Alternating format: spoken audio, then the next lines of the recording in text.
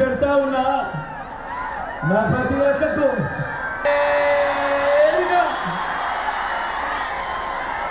వారి బ్యాంక్ ఖాతాలకే వారి చేతి ఏకంగా 2,70,000 కోట్ల రూపాయలు పంపించాడు అని కూడా సగర్వంగా చెప్తా ఉన్నాను ఈ సందర్భంగా. ఏకంగా 2 లక్షల